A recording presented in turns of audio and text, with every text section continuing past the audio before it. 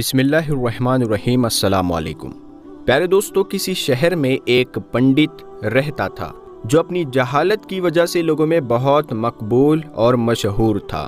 اس پنڈت کی خاص بات یہ تھی کہ وہ اسلام اور مسلمانوں سے سخت نفرت کرتا تھا، یعنی کہ اسلام اور مسلمانوں کے خلاف تھا، اور اکثر وہ مسلمانوں کے خلاف بیہودہ سوالات نکالتا اور لوگوں کو چیلنج کرتا تھا اور کہتا کہ میرے ان سوالوں کے جواب دے دو، میں اسلام کو قبول کر لوں گا، میں مسلمان ہو جاؤں گا۔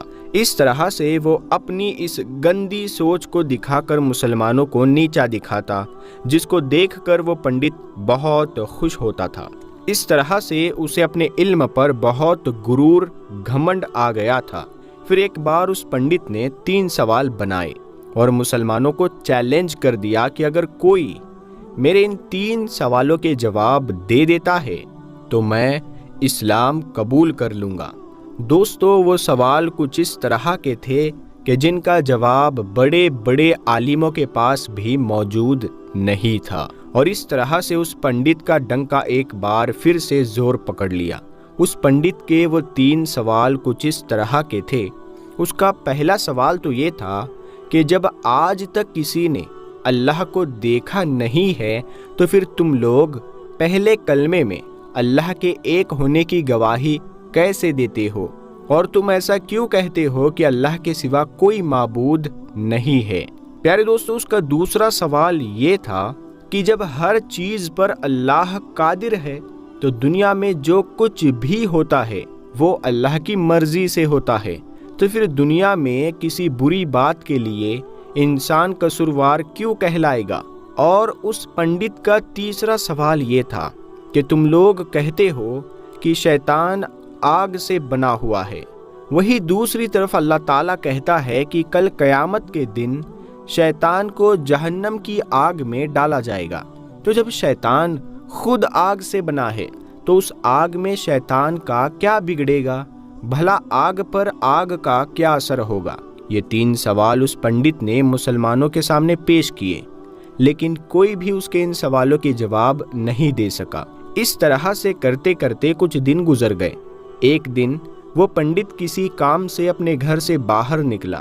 ابھی وہ کچھ دور گیا ہی تھا کہ اس کا گزر ایک درویش کے پاس سے ہوا، جو کہ زمین پر بیٹھا ہوا مٹی کے بڑے بڑے گولے بنا رہا تھا۔ جیسے ہی وہ پنڈت اس کے پاس سے گزر رہا تھا تو فقیر نے اس کو آواز دی اور اپنے پاس آنے کو کہا۔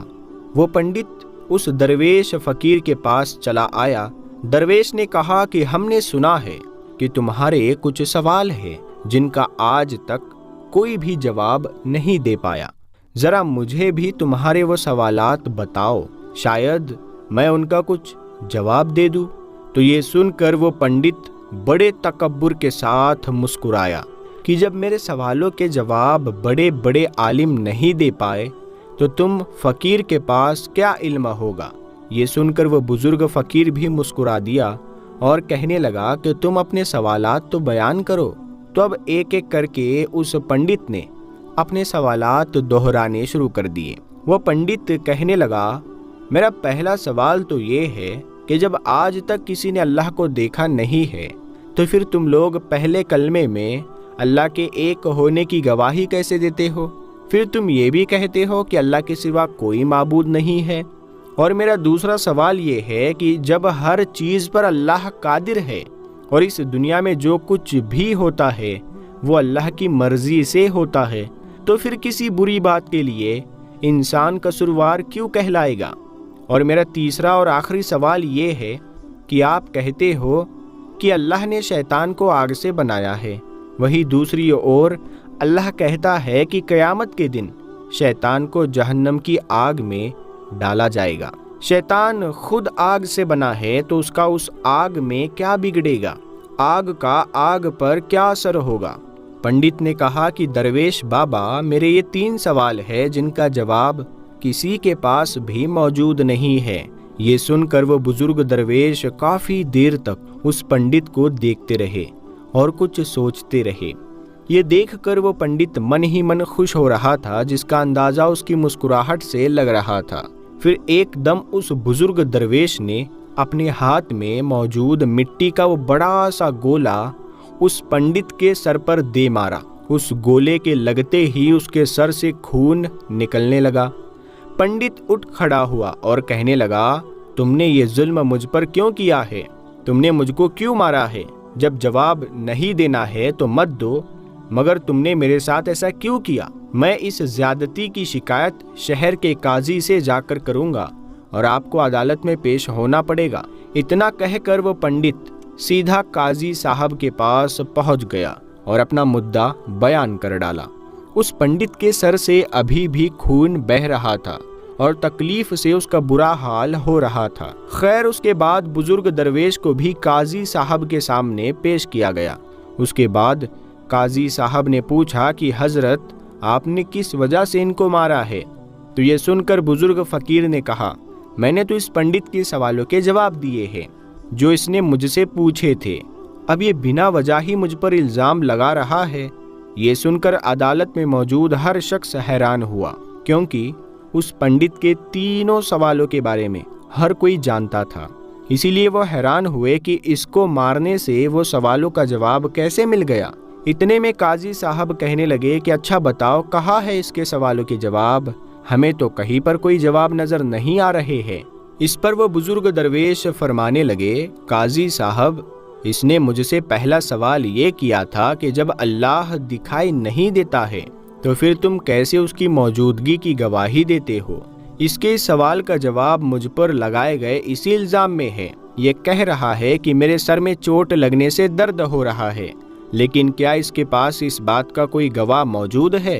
तो ये सुनकर वो पंडित कहने लगा कि इस बात का गवाह कैसे हो सकता है? मैं कह तो रहा हूँ कि मुझे दर्द हो रहा है। बुजुर्ग दरवेश ने कहा, मगर हम कैसे मान ले कि तुम्हें दर्द हो रहा है?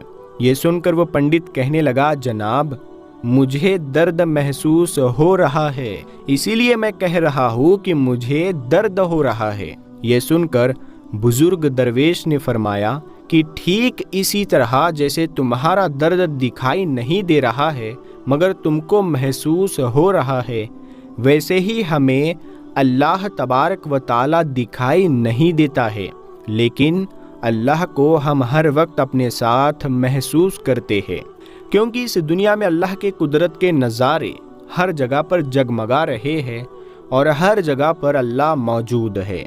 ये सुनकर वो पंडित कहने लगा, चलो मान लिया कि मेरे पहले सवाल का जवाब मुझको मिल गया, अब मुझे मेरे दूसरे सवाल का जवाब भी दे दीजिए। ये सुनकर वो बुजुर्ग बाबा बोले, तुम कहते हो कि जो भी करता है वो अल्लाह ही करता है, तो फिर किसी बुरे काम का कसूरवार कोई इंसान कैसे कहलाएगा? अब तुम्हारे सवाल का जवाब भी इसी इल्ज़ाम में मौजूद है जो तुमने मुझ पर लगाया है। जब सब अल्लाह ने किया है तो फिर इसमें मेरा क्या कसूर है? तुमने मुझ पर इल्ज़ाम क्यों लगाया है? तुमने मुझे काजी साहब के सामने क्यों लाकर खड़ा किया? अब उस पंडित के दूसरे सवाल का जवाब भी उसके सामने था। ये सुनकर वो पंडित कहने लगा, अच्छा चलो मान लिया कि मुझे मेरे दूसरे सवाल का जवाब भी मिल गया, लेकिन क्या आपके पास मेरे तीसरे सवाल का जवाब मौजूद है?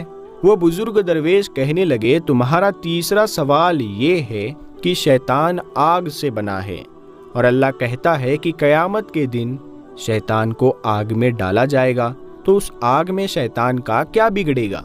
आग का आग पर क्या असर होगा? अब तुम ये बताओ कि तुम किस चीज से बने हो?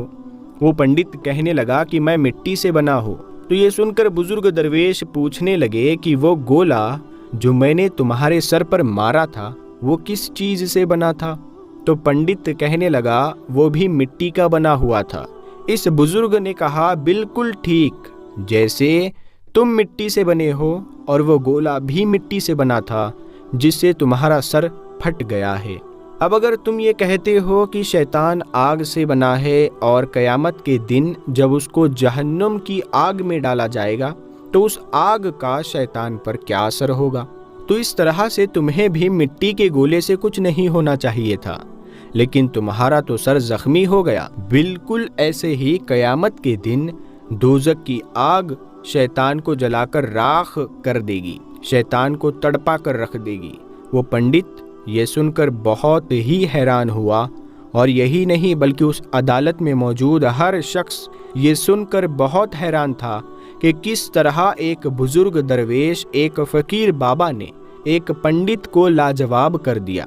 اس کے بعد وہ پنڈت وہی عدالت میں کلمہ پڑھ کر مسلمان ہو گیا، کیونکہ اس نے وعدہ کیا تھا۔ پیارے دوستو، بے شک اللہ تعالیٰ بہت کریم ہے، جس کو چاہے جہاں پر چاہے ہدایت دے دے۔ اللہ جب چاہے کسی کو بخش دے۔